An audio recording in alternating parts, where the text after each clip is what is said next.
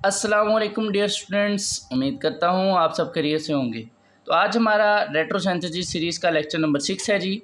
और previous lecture में हमने कीमियोसेलेक्टिविटी का चैप्टर स्टार्ट किया था और उसके अंदर हमने कीमियोसेलेक्टिविटी का इंट्रोडक्शन किया। उसके बाद हमने तरीक़ाकार देखे कि किन तरीक़ों को इख्तियार करके हम कीमियोसेलेक्टिविटी कर सकते हैं। उसके बाद हमने 3 मेन केसेस को स्टडी किया कि मोस्टली इन केसेस के अंदर हमें कीमियोसेलेक्टिविटी का सहारा लेना पड़ता है। और उसके बाद हमने कुछ गाइडलाइंस को स्टडी किया। उसके साथ साथ हमने 2 मोस्ट इंपॉर्टेंट कंपाउंड कैप्टोडायमीन उसकी रेट्रोसिंथेसिस की, जिसे हम एक सेडेटिव सब्सटेंस के तौर पे इस्तेमाल करते हैं। और एंड पे हमने जो है थायोल सिंथेसिस को देखा। तो आज के इस लेक्चर में हम कीमियोसेलेक्टिविटी में मज़ीद कुछ गाइडलाइंस को स्टडी करेंगे और इस चैप्टर को वाइंड अप करेंगे। तो स्टार्ट करते हैं जी। पहली गाइडलाइन है जी, one of the two identical groups में react if the product is less reactive then the reagent या स्टार्टिंग मटेरियल। कहता है जी, अगर हमारे पास एक ऐसा कंपाउंड या मॉलिक्यूल है जिसमें 2 आइडेंटिकल ग्रुप्स लगे हुए हैं। डियर स्टूडेंट्स, आइडेंटिकल ग्रुप्स का मतलब ये है कि उसमें 2 सेम ग्रुप हैं, यानी दोनों नाइट्रो ग्रुप हो सकते हैं, दोनों अमाइनो ग्रुप हो सकते हैं या दोनों हाइड्रोक्सिल ग्रुप हो सकते हैं। लेकिन समझने की बात ये है कि वो कहता है कि इन 2 आइडेंटिकल ग्रुप्स में से एक ग्रुप उस वक्त रिएक्ट करेगा जब प्रोडक्ट क्या होगी, लेस रिएक्टिव। लेस रिएक्टिव का मतलब ये है कि स्टेबल प्रोडक्ट बनेगी देन द स्टार्टिंग मटेरियल। कि एक कंपाउंड में मौजूद 2 आइडेंटिकल ग्रुप्स में से एक ग्रुप उस वक्त रिएक्ट करता है जब बनने वाली प्रोडक्ट उस स्टार्टिंग मटेरियल या रिएक्टेंट से क्या होती है, कम रिएक्टिव होती है या स्टेबल होती है। तभी ये रिएक्शन फॉरवर्ड कंडीशन में जो है फेवरेबल होता है। आइए इसको एक एग्जांपल से समझते हैं जी। एग्जांपल है हमारे पास partial reduction of meta nitrobenzene. ठीक है, तो डियर स्टूडेंट्स, हम जानते हैं कि ये हमारे पास जी नाइट्रो बेंजीन है। ठीक है, जब हम इसको HNO3 और H2SO4 की मौजूदगी में इसकी नाइट्रेशन करेंगे तो डियर स्टूडेंट्स, आप जानते हैं कि ये जो NO2 ग्रुप है ये मेटा डायरेक्टिंग होता है। ठीक है, उसके साथ साथ ये ग्रुप जो है डीएक्टिवेटिंग होता है, यानी ये रिंग को क्या करता है, डीएक्टिवेट करता है। तो जब हम इसकी नाइट्रेशन करेंगे तो अगला जो नाइट्रो ग्रुप है वो कहाँ आएगा, मेटा पोजीशन पे। ये इसकी ऑर्थो और ये इसकी मेटा। ठीक है, तो ये हमारे पास क्या बन गई जी, मेटा नाइट्रो बेंजीन। अब आप अगर देखें इस ग्रुप के लिहाज से ये मेटा पोजीशन पे है और इस ग्रुप के लिहाज से ये मेटा पोजीशन पे है। अब हमारे पास एक ऐसा कंपाउंड आ चुका है जिसके अंदर 2 आइडेंटिकल ग्रुप्स मौजूद हैं, जिसके अंदर 2 आइडेंटिकल ग्रुप्स मौजूद हैं। अब हमने बात को समझना है। वो कहता है कि जब आप इसको किसी रिएजेंट से ट्रीट करेंगे तो ये दोनों ग्रुप क्योंकि आइडेंटिकल हैं, ये कंपीट करेंगे कि रिएजेंट से किसने रिएक्ट करना है। ठीक है, तो रिएजेंट के साथ उस वक्त रिएक्ट होगा जब बनने वाली प्रोडक्ट क्या होगी, स्टेबल होगी। यानी अगर मैं इसकी NaHS और मेथानॉल की मौजूदगी में इसकी पार्शियल रिडक्शन करता हूँ तो क्या होता है, हमारे पास एक जो NO2 ग्रुप है वो किस में रिड्यूस हो जाता है, NH2 ग्रुप में। अब अगर आप गौर करें तो NH2 ग्रुप जो है ये एक्टिवेटिंग ग्रुप होता है। ठीक है, और ये अपनी इलेक्ट्रॉन डेंसिटी जो है वो क्या करता है, रिंग के अंदर भेजता है। अब अगर आप देखें कि ये जो हमारी प्रोडक्ट बनी है इसमें ये एक इलेक्ट्रॉन विथड्राइंग ग्रुप है जो रिंग को डिस्टेबलाइज कर रहा है, लेकिन यहाँ पर एक ग्रुप वो भी मौजूद है जो इलेक्ट्रॉन डेंसिटी रिंग में भेज के रिंग को स्टेबलाइज भी कर रहा है। तो इस रिएक्टेंट की निस्बत अगर हम इस प्रोडक्ट को देखें तो ये प्रोडक्ट ज़्यादा स्टेबल है। क्यों? क्योंकि इसके अंदर एक एक्टिवेटिंग ग्रुप भी मौजूद है। तो यही बात हमने ये समझी कि अगर बनने वाली प्रोडक्ट उस रिएक्टेंट से ज़्यादा स्टेबल हो, यानी ये अब स्टेबल प्रोडक्ट है हमारे पास, या इसको दूसरे लफ्ज़ों में मैं कह सकता हूँ इट इज़ लेस रिएक्टिव। तो अगर बनने वाली प्रोडक्ट जो है वो स्टेबल हो और लेस रिएक्टिव हो तभी एक कंपाउंड में मौजूद 2 आइडेंटिकल ग्रुप्स में से एक ग्रुप जो है वो रिएक्ट करता है। तो ये हमारे पास जी गाइडलाइन थी।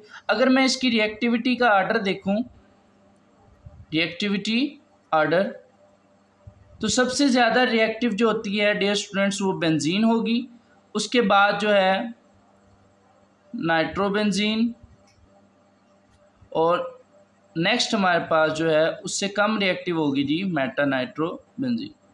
ठीक है, क्योंकि नाइट्रो ग्रुप जो है वो इलेक्ट्रॉन विदड्राइंग है, डीएक्टिवेटिंग ग्रुप है, उसकी रिएक्टिविटी को कम करते हैं। तो जितने ज़्यादा नाइट्रो ग्रुप आते जाएंगे वो रिंग उतना ही कम रिएक्टिव होता जाएगा। तो सबसे रिएक्टिव बेंजीन, उसके बाद ये, और उससे कम ये रिएक्टिव। तो नेक्स्ट डियर स्टूडेंट्स, इसी बात को देखते हुए हम एक एग्जांपल करते हैं। लेट्स सपोज हमारे पास एक टारगेट मटेरियल है जी, कुछ इस तरीके से OH, यहाँ पर जी SO3H ग्रुप है, उसके बाद यहाँ पे N डबल बॉन्ड N, और ये जी हमारे पास यहाँ पर जी NO2 group. Let's suppose dear student जी हमारे पास एक टारगेट मॉलिक्यूल है और मैं इसकी क्या लिखना चाहता हूँ जी, रेट्रोसिंथेसिस। मैं इसकी सबसे पहले क्या लिखूँगा, रेट्रोसिंथेसिस। ठीक है, तो डियर स्टूडेंट्स अगर आप गौर करें तो ये जो हमारे पास टारगेट मॉलिक्यूल है ये एक जो है डाईएज़ो कपलिंग के थ्रू बना हुआ है। तो अगर मैं इस बॉन्ड को यहाँ से ब्रेक करता हूँ, डिस्कनेक्ट करता हूँ, तो मैं लिखूँगा कि मैंने कौन सा बॉन्ड ब्रेक किया, कार्बन और नाइट्रोजन का। तो इससे हमारे पास जो रिएजेंट्स आएंगे पहले सेंथोन्स बनेंगे और उसके बाद हम उनकी क्या लिखेंगे, इक्विवेलेंट रिएजेंट्स। तो मैं डायरेक्ट जो है यहाँ पर जो रिएजेंट्स लिख रहा हूँ, एक रिएजेंट हमारे पास ये आएगा SO3H, और दूसरा रिएजेंट डियर स्टूडेंट्स हमारे पास क्या आएगा, diazonium salt, N triple bond N, और इसके ऊपर जो है पॉजिटिव चार्ज। तो ये हमारे पास, और यहाँ पर क्या आएगा, NO2 ग्रुप। एक हमारे पास क्या आता है जी, डाईएज़ोनियम साल्ट। ठीक है, और दूसरा हमारे पास क्या आता है जी, ये कंपाउंड। अब हमने क्या करना है डियर स्टूडेंट्स, इन दोनों की अलग अलग रेट्रोसिंथेसिस करनी है। तो सबसे पहले अगर मैं इसकी रेट्रोसिंथेसिस लिखता हूँ, ठीक है,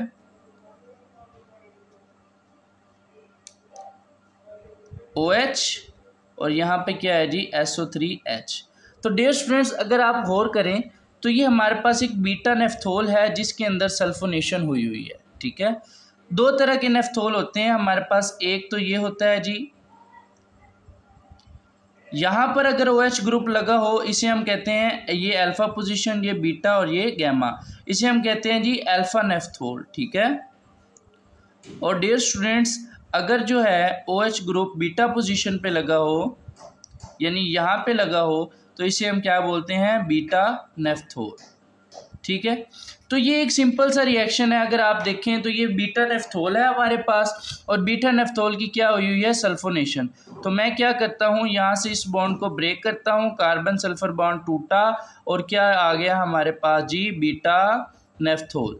ठीक है, अब जब हम इसकी सिंथेसिस लिखेंगे हम क्या करेंगे, इसमें H2SO4 डालेंगे और सल्फोनेशन के थ्रू यहाँ पर हमारे पास SO3H ग्रुप आ जाएगा। अब इस ग्रुप की तो हमारे पास जो है रेट्रोसिंथेसिस हो गई। अब दूसरा ग्रुप जो है वो हमारे पास क्या है जी, डाईएज़ोनियम साल्ट। नेक्स्ट स्टूडेंट्स जो दूसरा कंपाउंड है जी हमारे पास वो है जी डाईएज़ोनियम साल्ट। अगर इसकी रेट्रोसिंथेसिस करें, आप जानते हैं कि जब आप NH2 ग्रुप को NaNO3 और HCl के साथ ट्रीट करते हैं 0 डिग्री सेल्सियस पर, तो हमारे पास डाईएज़ोनियम साल्ट बनता है। तो मैं यहाँ पे लिखूँगा फंक्शनल ग्रुप इंटर कन्वर्जन, और हमारे पास जो प्रोडक्ट बनेगी या रिएजेंट आएगा वो क्या आएगा जी, NO2, और यहाँ पे कौन सा ग्रुप आ जाएगा, NH2। अब आप जानते हैं कि अभी हमने एग्जाम्पल की थी, यहाँ पर आपने उस एग्जाम्पल को जो है वो शामिल करना है। तो इसमें दोनों आइडेंटिकल ग्रुप मौजूद थे, यहाँ पे भी NO2 था, यहाँ पे भी NO2 था, मेटा पोजीशन पे थे। और जब आप इसकी पार्शियल रिडक्शन करते हैं NaHS की मौजूदगी में और मेथनॉल में, तो एक नाइट्रो ग्रुप जो है वो अमाइनो में कन्वर्ट हो जाता है। तो यहाँ पर मजीद मैं फंक्शनल ग्रुप इंटर कन्वर्जन लिखूँगा, और हमारा जो रिएजेंट आएगा वो क्या आएगा, NO2 एंड NO2। तो लास्ट स्टेप में डियर स्टूडेंट्स आपने क्या करना है, इस नाइट्रो ग्रुप को यहाँ से डिस्कनेक्ट करना है कार्बन नाइट्रोजन, क्योंकि आप जानते हैं जब आप इस कंपाउंड की नाइट्रेशन करेंगे HNO3 और H2SO4 की मौजूदगी में, तो मेटा पोजीशन पे NO2 आएगा, जो हमने बिल्कुल स्टार्ट में रिएक्शन किया है। तो हमारे पास जो स्टार्टिंग मटेरियल है वो क्या आ जाएगा, NO2। ठीक है। तो इस तरीके से आप इन दोनों की रेट्रोसिंथेसिस लिख सकते हैं। नेक्स्ट डियर स्टूडेंट्स, अब हम इसकी क्या चलते हैं सिंथेसिस की तरफ। सिंथेसिस में पहले जी आपने उस जो है बीटा नेफ्थोल लें, ठीक है। बीटा नेफ्थोल की आपने क्या करनी है, H2SO4 की मौजूदगी में सल्फोनेशन करनी है। जब आप इसकी सल्फोनेशन करेंगे तो हमारे पास जो है यहाँ पर SO3H ग्रुप जो है आएगा। तो पहला रिएजेंट हमने तैयार कर लिया। डियर स्टूडेंट्स, अब दूसरा हमने क्या तैयार करना था, डाइअज़ोनियम साल्ट। तो उसके लिए हमने यहाँ से स्टार्ट करना है। सबसे पहले हम क्या लेंगे, नाइट्रोबेंजीन, ठीक है। इसकी हम क्या करवाएंगे, नाइट्रेशन HNO3 और H2SO4 की मौजूदगी में।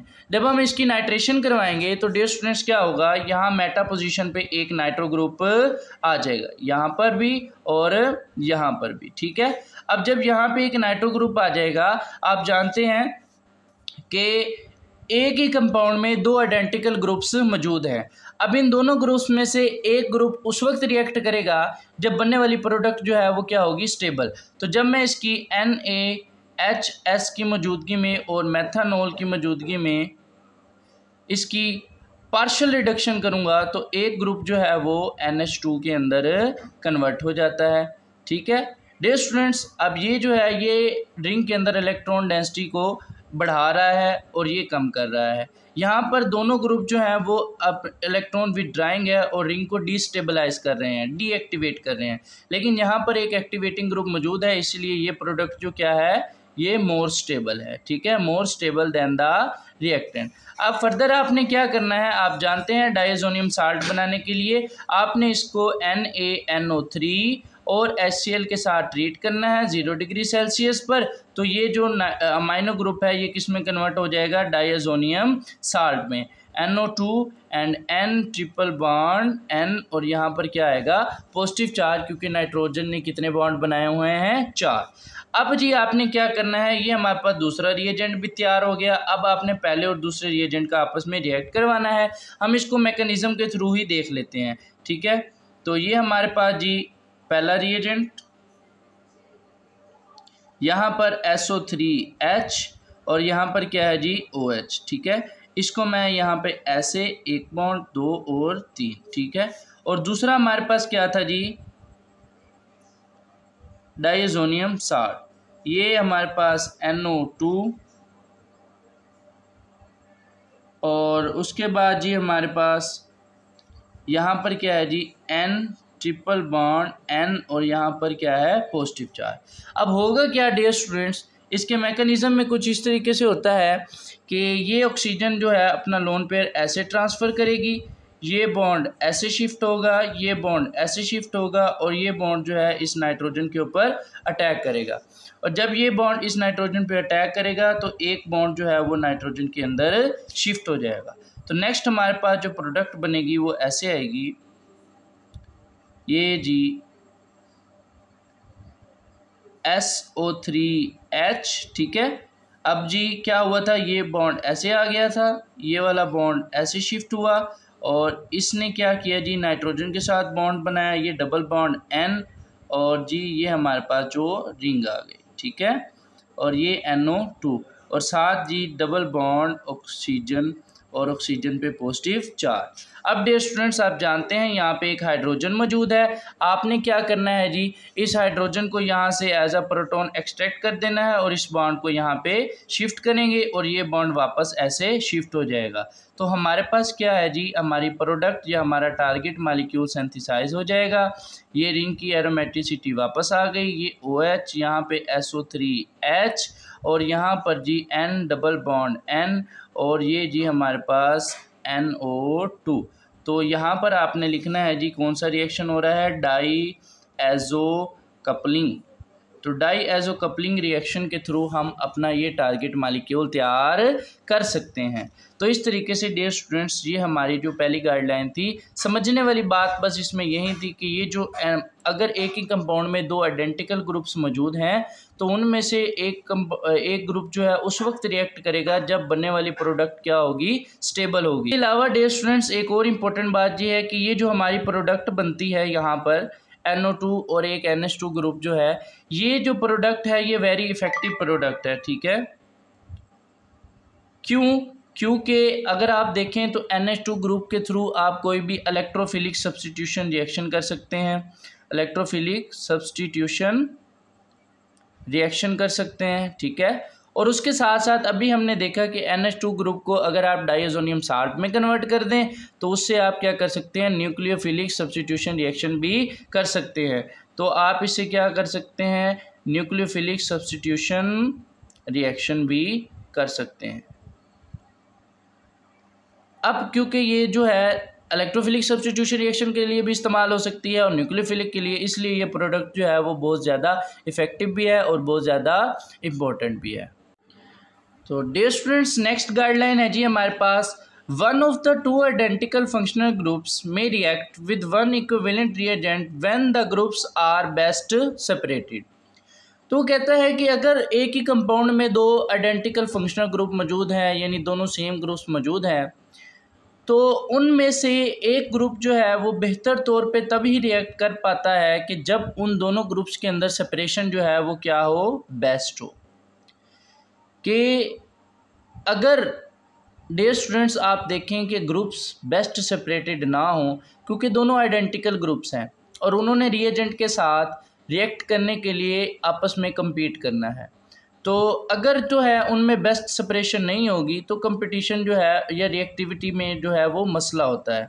तो अगर कंपाउंड दोनों ग्रुप्स जो हैं वो बेस्ट सेपरेटेड हैं तो एक ग्रुप इजीली किसी भी रिएजेंट के साथ रिएक्ट कर सकता है। इसको हम बेहतर तौर पे एग्जांपल के साथ समझते हैं। लेट्स सपोज मेरे पास जी एक ये डाइओल है OH एंड OH।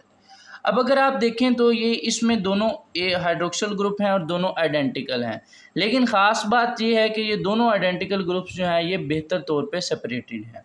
तो जब आप इसको Na और ज़ाइलीन के साथ ट्रीट करते हैं तो डियर स्टूडेंट्स क्या होता है जी, हमारे पास ये बेस होती है किसी भी फंक्शनल ग्रुप से प्रोटॉन को एक्सट्रैक्ट कर लेती है। लेट्स सपोज अगर वो यहाँ से एक प्रोटॉन को एक्सट्रैक्ट करती है तो यहाँ पे O पर माइनस चार्ज आता है। तो नेक्स्ट स्टेप में डियर स्टूडेंट्स अगर आप इसे इथाइल ब्रोमाइड के साथ ट्रीट करें, ब्रोमीन की इलेक्ट्रोनेगेटिविटी ज़्यादा होती है, इस पे पार्शियल नेगेटिव और इस पे पार्शियल पॉजिटिव, तो ये बॉन्ड ऐसे टूटेगा और इथाइल आकर इसके साथ अटैच होगा। तो हमारे पास जो रिजल्टेंट कंपाउंड है वो क्या बन जाएगा, ये इस तरीके से।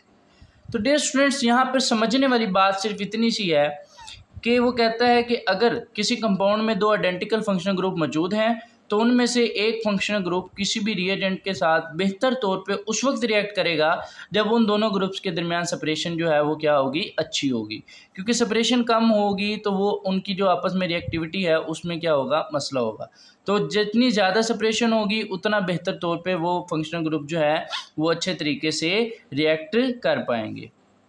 लास्ट गाइडलाइन डियर स्टूडेंट्स हमारे पास जो है वो ये है कि if there are two identical functional groups in a compound and we want one of them to react, then the best method is to use a derivative। यानी वो कहता है कि अगर आपके पास एक कंपाउंड में दो आइडेंटिकल फंक्शनल ग्रुप्स मौजूद हैं और आप चाहते हैं कि मैं उन दोनों में से सिर्फ एक को रिएक्ट करवाऊं, दूसरे को रिएक्ट ना करवाऊं, तो उसके लिए जो बेस्ट मेथड ये है कि आप उस कंपाउंड का क्या बना लें, डेरिवेटिव बना लें। इसको एग्जाम्पल से समझते हैं। लेट्स सपोज डियर स्टूडेंट्स मेरे पास जी ये एक डाइकार्बोक्सिलिक एसिड है, ठीक है। अब जानते हैं अगर मैं इसको जो है मेथनॉल के साथ या एथेनॉल के साथ ट्रीट करूंगा in the presence of mineral acid तो क्या होगा कि इन दोनों कंपाउंड की क्या कर देगा, एस्टेरिफिकेशन। आप जानते हैं जब आप अल्कोहल और कार्बोक्सिलिक एसिड को ट्रीट करते हैं तो आपके पास क्या बनता है, एस्टर। तो बनने वाला कंपाउंड आपके पास क्या होगा, C डबल बॉन्ड OMe, ठीक है। इसी तरीके से C डबल बॉन्ड O और OMe। तो अगर आप मेथनॉल को इस डाइकार्बोक्सिलिक एसिड के साथ ट्रीट करते हैं तो इन दोनों कार्बोक्सिलिक एसिड को एस्टर फंक्शनल ग्रुप के अंदर कन्वर्ट कर देता है। लेकिन डियर स्टूडेंट्स मैं चाहता हूं कि ये वाला ग्रुप रिएक्ट ना करे और सिर्फ यही वाला ग्रुप रिएक्ट करे, वो भी अल्कोहल के साथ ही। तो अगर वो कहता है कि अगर एक कंपाउंड में दो फंक्शनल ग्रुप मौजूद हैं और आप चाहते हैं कि सिर्फ एक फंक्शनल ग्रुप रिएक्ट करे तो उसके लिए बेस्ट मेथड क्या है कि आप उसका डेरिवेटिव बना लें। यानी मैं इसका डेरिवेटिव बना लेता हूं। अगर मैं इसको AC2O के साथ ट्रीट करूं तो मेरे पास इसका एक साइक्लिक एनहाइड्राइड बनता है, ठीक है। यानी C डबल बॉन्ड O, उसके बाद O और C डबल बॉन्ड O और ये है जी एक cyclic anhydride and it is a derivative of carboxylic dicarboxylic acid. तो मैंने क्या किया, मैं ये चाहता था कि मैं एक फंक्शन ग्रुप को रिएक्ट करवाऊं और दूसरे फंक्शन ग्रुप को रिएक्ट ना करवाऊं और उसको किसी और पर्पस में या किसी और फंक्शन ग्रुप में कन्वर्ट कर लूं बाद में। तो इस मेथड के लिए आप क्या करते हैं, कीमियो सिलेक्टिविटी का सहारा लेते हैं। और वो जो केस आपको मैंने बताए थे या 3 तरीके हैं, हम क्या करेंगे, इसमें रिएजेंट को चेंज कर लेंगे, यानी उसको उसके डेरिवेटिव में कन्वर्ट कर लेंगे। अब मैंने क्या किया, डाइकार्बोक्सिलिक एसिड को उसके डेरिवेटिव में कन्वर्ट कर दिया। अब जब मैं इसके रिएक्शन अल्कोहल के साथ करवाता हूँ तो ये साइक्लिक एनहाइड्राइड सिर्फ एक बार उसके साथ रिएक्ट करता है और एक ही प्रोडक्ट हमें देता है। तो लेट्स सपोज मैं अगर इसका रिएक्शन करवाता हूँ मेथनॉल के साथ, ठीक है डियर स्टूडेंट्स। तो डियर स्टूडेंट्स, जब मैं साइक्लिक एनहाइड्राइड डेरिवेटिव का रिएक्शन मेथनॉल के साथ करवाता हूँ तो क्या होगा कि ये लोन पेयर जो है ये इस कार्बोनाइल कार्बन पे अटैक करेगा और ये बॉन्ड जो है ऐसे शिफ्ट हो जाएगा। तो रिजल्टेंट प्रोडक्ट जो है हमारे पास कुछ इस तरीके से आएगी, C double bond O ME और उसके साथ यहाँ पे हमारे पास क्या आएगा जी, C डबल बॉन्ड OH। ठीक है, तो यहाँ पर हमारे पास एक जो कार्बोक्सिलिक ग्रुप था वो किस में कन्वर्ट हो चुका है, एस्टर फंक्शनल ग्रुप के अंदर, और दूसरा कार्बोक्सिलिक ग्रुप था वो हमारे पास वैसे का वैसे ही इंटैक्ट है। तो इस तरीके से वो कहता है कि अगर आपके पास एक कंपाउंड में 2 फंक्शनल ग्रुप हैं और वो आइडेंटिकल हैं और आप चाहते हैं कि उनमें से एक रिएक्ट करे दूसरा ना करे, तो उसका बेस्ट मेथड ये है कि आप उसका डेरिवेटिव इस्तेमाल कर लें, क्योंकि ये जो साइक्लिक एनहाइड्राइड है ये वंस एक ही बार रिएक्ट करता है और हमारे पास इसको फंक्शनल ग्रुप में कन्वर्ट कर देगा और दूसरा फंक्शनल ग्रुप जो कार्बोक्सिलिक एसिड था वो हमारे पास सेम टू सेम ही रहा है। तो डियर स्टूडेंट्स, लास्ट पे हम देखते हैं कि अभी हमने ये देखा कि अगर एक कंपाउंड में 2 आइडेंटिकल फंक्शनल ग्रुप्स हैं और आप चाहते हैं उनमें से एक रिएक्ट करे और दूसरा ना करे, तो बेहतर मेथड ये है आप उसका डेरिवेटिव तैयार कर लें। सेम इसी बात को फॉलो करते हुए Friedel Crafts reactions are also effective with anhydrides and goes once with cyclic anhydride. अगर आप एक लिमिटेड यानी मोनो सब्स्टिट्यूटेड प्रोडक्ट बनाना चाहते हैं फ्रीडल-क्राफ्ट रिएक्शंस के थ्रू और आप चाहते हैं कि सिर्फ एक ही बार रिएक्ट हो और एक ही प्रोडक्ट यानी आपको मोनो सब्स्टिट्यूटेड प्रोडक्ट मिले, तो उसके लिए आप क्या करते हैं, एक डेरिवेटिव या एनहाइड्राइड इस्तेमाल करते हैं। और अभी हमने जैसे देखा कि साइक्लिक एनहाइड्राइड सिर्फ एक बार रिएक्ट करता है और एक ही फंक्शन ग्रुप को जो है दूसरे में कन्वर्ट कर देता है। इसी तरीके से फ्रीडल-क्राफ्ट रिएक्शन को भी आप इस्तेमाल कर सकते हैं। मिसाल के तौर पर मेरे पास ये ग्रुप है क्लोरीन और यहाँ पे मिथाइल ग्रुप और साथ मेरे पास क्या है जी, एक cyclic anhydride C double bond O and ये। अब मैं चाहता हूँ कि इस ग्रुप को इसके अंदर क्या करवाऊँ, सब्स्टिट्यूट करवाऊँ। तो आप जानते हैं कि इसके अंदर एक यहाँ पे बॉन्ड, एक यहाँ पर और एक यहाँ पर कॉन्जुगेशन होती है। ठीक है, तो क्या होगा, ये जो पाई बॉन्ड है ये अटैक करता है इस कार्बोनाइल कार्बन के ऊपर। तो हमारे पास जो नेक्स्ट हमारी प्रोडक्ट आती है वो कुछ इस तरीके से होती है डियर स्टूडेंट्स। तो ये बॉन्ड ऐसे, यहाँ पर क्लोरीन और यहाँ पर हमारे पास मिथाइल ग्रुप, और क्या होगा, ये जो है इस कार्बोनाइल कार्बन के साथ हमारे पास यहाँ पे बॉन्ड बनाएगा और नेक्स्ट हमारे पास जी इस कार्बोनाइल कार्बन के बाद ये CH2, ठीक है, उसके बाद फिर ये वाला CH2, उसके बाद ये carbonyl carbon C double bond O और यहाँ पे O के ऊपर माइनस, और आप जानते हैं यहाँ पर एक हाइड्रोजन मौजूद होती है और जब ये बॉन्ड टूटेगा तो इस कार्बन पे क्या चार्ज आएगा, पॉजिटिव। ये इलेक्ट्रोफिलिक सब्स्टिट्यूशन रिएक्शन का जो है आपने मैकेनिज्म पढ़ा हुआ है। तो नेक्स्ट स्टेप में क्या होगा, यहाँ से एक प्रोटॉन रिलीज होगा, हेटेरोलिटिक क्लीवेज होगी इस बॉन्ड की और ये बॉन्ड यहाँ पर शिफ्ट होगा और एरोमेटिसिटी वापस आ जाएगी और ये जो प्रोटॉन यहाँ से निकलता है वो इस ऑक्सीजन के पास आएगा। तो हमारे पास जो नेक्स्ट हमारी फाइनल प्रोडक्ट है वो कुछ इस तरीके से होगी। तो ये हमारे पास एरोमेटिसिटी, क्लोरीन, मिथाइल ग्रुप, उसके बाद C double bond O, CH2, CH2, C double bond O और OH। तो इस तरीके से वो कहता है कि अगर आप किसी कंपाउंड के अंदर जो है फ्रीडल-क्राफ्ट रिएक्शन करवाना चाहते हैं और आप मोनो सब्स्टिट्यूटेड प्रोडक्ट बनाना चाहते हैं, यानी आप चाहते हैं कि वो एक फंक्शनल ग्रुप उसके साथ रिएक्ट करे दूसरा ना करे, तो उसके लिए बेस्ट मेथड ये है कि डियर स्टूडेंट्स आप उसका डेरिवेटिव बना लें। ख़ास तौर पे साइक्लिक एनहाइड्राइड ये क्या करता है कि वंस रिएक्ट करता है उस प्रोडक्ट के साथ और हमारा डिज़ायर्ड प्रोडक्ट हमें मिल जाती है। तो डियर स्टूडेंट्स ये हमारा कीमियो सिलेक्टिविटी का चैप्टर था जो आज ख़त्म हो गया।